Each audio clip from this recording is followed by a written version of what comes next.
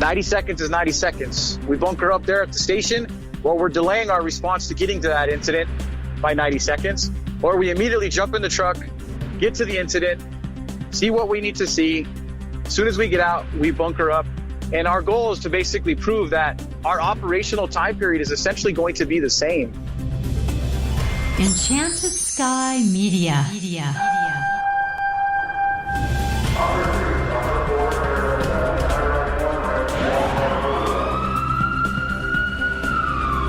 From the Federal Resources Studio, this is Code 3, the Firefighters Podcast, hosted by award-winning journalist Scott Orr.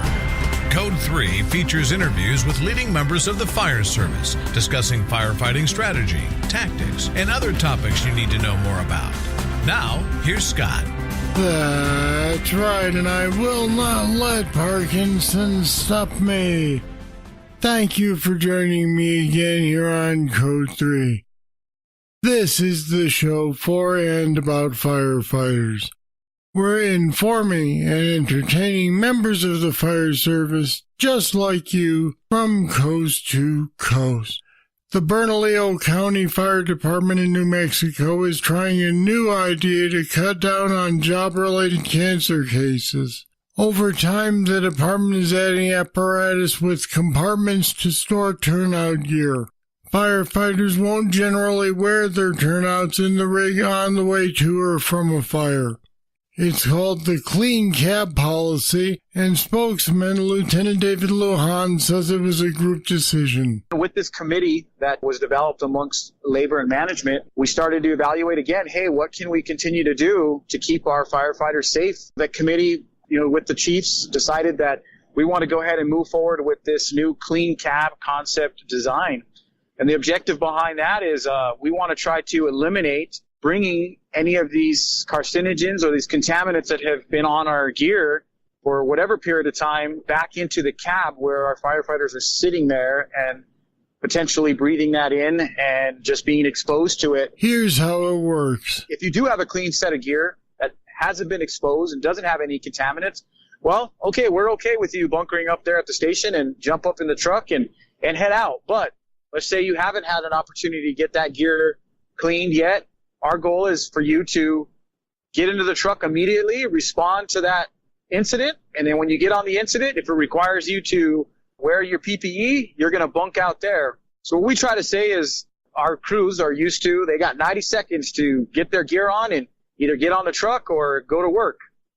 What we're telling people is 90 seconds is 90 seconds. So it's either 90 seconds in the bay at the station or it's 90 seconds out at the incident. And that really doesn't change our time period from when we start attacking that fire. Our operational time, putting water on the fire, is essentially still going to be the same. Lujan said the new plan is definitely a work in progress. Our goal is to do a side-by-side comparison showing that 90 seconds is 90 seconds. We bunker up there at the station, or we're delaying our response to getting to that incident by 90 seconds, or we immediately jump in the truck, get to the incident, see what we need to see. As soon as we get out, we bunker up. And our goal is to basically prove that our operational time period is essentially going to be the same. There's been some skepticism from firefighters on social media. Joining me now to explain his concerns is Keith Collins. Keith has more than 14 years in the fire service, including military service, and he's currently working as a firefighter in Fort Huachuca, Arizona. And Keith Collins joins me again now on Code 3. Welcome back, Keith. Thanks for having me, Scott. So you were one of the people who was a dissenting voice on social media about this clean cab concept. What's your major disagreement with it? Before we get into that, I'd actually like to commend Bernalillo County Fire for trying to be proactive and trying to provide health and safety measures to protect their people. I think too many times in our industry, those kind of measures kind of happen as a result of a reactive measure instead of being proactive. So I do want to commend them for trying to provide health and safety measures for their department. There's no doubt that they're trying to be proactive, but I gather from people's comments that they feel it's a little misguided. Right. Well, what I believe that they're trying to say, and I don't want to speak for them, but What I believe that they're trying to say based on the news stories is that we get the same amount of time to get dressed at the station as that they are going to have at the scene of the incident. And that's their train of thought going into this. I believe that their train of thought is a bit flawed.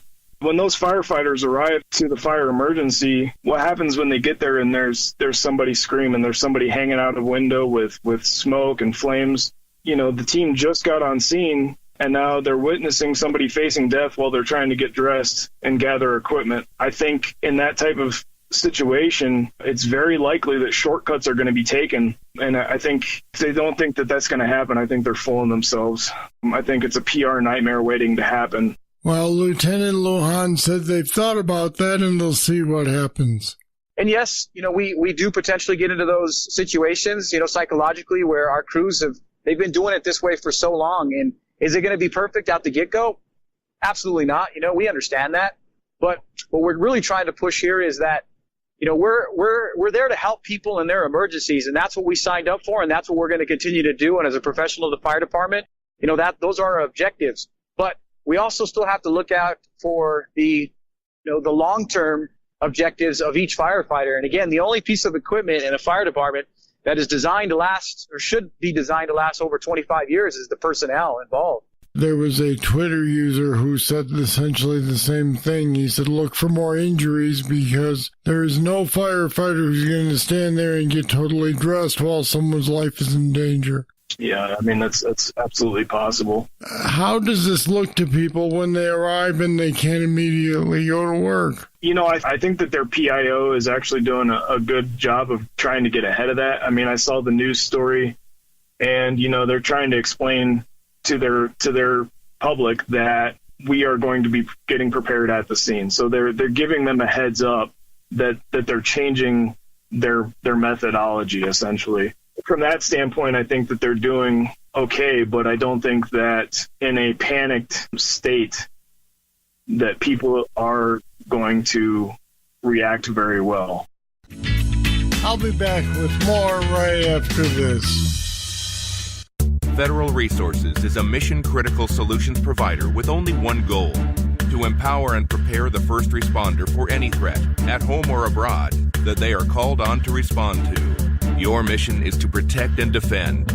Our mission is to make sure you're equipped with the knowledge and training on response techniques to current threats. We'll make sure you know the latest innovations in technology to ensure mission success every time. You look out for everyone else. Let us look out for you. Learn more at federalresources.com.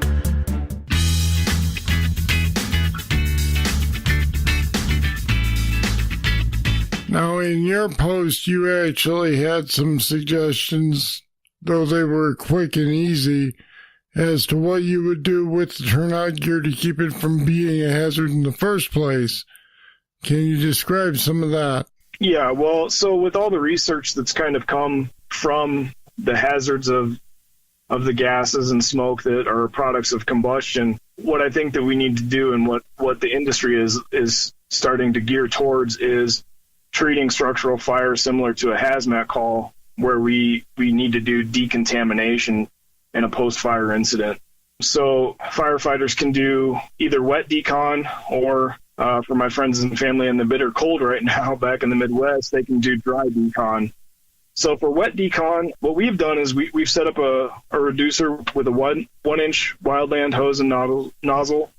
We've got a bucket with some dish soap, some brushes, and some decontamination wipes. Basically, the firefighter comes back from the fire, they get rinsed off, their gear is brushed off with soap and water, and then their Nomex hood is disposed of, and they'll be issued a new one. The firefighter is given a decontaminant wipe for their face, their hands, their neck, and their gear goes in a bag and is stored in a compartment away from the cab. When they get back to the station, gear is removed from the bags by a person wearing PPE, such as gloves, goggles, and a filtration mask, and then the gear goes into an extractor, gets dried, and then service tested and returned to duty. So that's the process for wet decon. Dry decon is pretty similar, but no water is used. Contaminants can be cleaned off with a dry brush as best as possible, or with absorbent materials. Other methods include scraping, vacuuming, or pressurized air. And then after that, the process is pretty similar to the wet decon process. Do you have backup sets of gear, or how does that work? Yes. Well, you're supposed to have, I believe, at least one set of backup gear. So if you're on a department that is running multiple calls, what you can do is you can clean up and get your backup set, have that backup set ready for the next call, and then just change out basically as you go throughout the day. I mean, each department kind of has to adjust and make their process work the best that they can to provide safety and health for their people. Obviously, departments with larger call volumes may have to try and adjust the response of units in order to support health and safety for the teams that have just come back off of an incident. There's various ways that they can try and make do. Now, if you had a crystal ball, what would you predict is going to be the future of this policy? Do you think they'll stick with it, or do you think it'll become impractical in the real world? That's a really good question. I don't know. They may stick with it based on the research that they've done and what works best for them. I'd like to thank both Lieutenant David Lujan and Keith Collins for talking with me about this new idea. And we put some more information about the Clean Cab policy on our website at code3podcast.com/turnouts.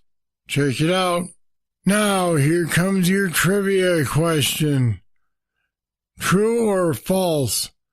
The diastolic blood pressure indicates the pressure when the left ventricle contracts. I'll have the answer right after this. Now's your chance to get your hands on Code 3 t-shirts, sweatshirts, and more. Show your support for the podcast that supports firefighters from coast to coast. Just go to code3podcast.com and click on the Code 3 store link. Or go to code3podcast.com/shop and tell the world that you're a Code 3 fan. Here's your trivia answer. The answer is false. The diastolic blood pressure is the pressure when the left ventricle dilates and refills with blood. All right, that's it. That's all for this edition of Code 3. If you've got comments about the Clean Cab policy you'd like us to hear, just email scott@code3podcast.com. Thank you for listening. I'll be back next time with more. Hope you'll join me. I'm Scott Orr, and until then, stay safe. Code 3 is made possible through the generous support of Federal Resources. Visit them at federalresources.com. This show is a production of Enchanted Sky Media. To contact us, get more information on today's show, or to subscribe to the podcast, go to code3podcast.com.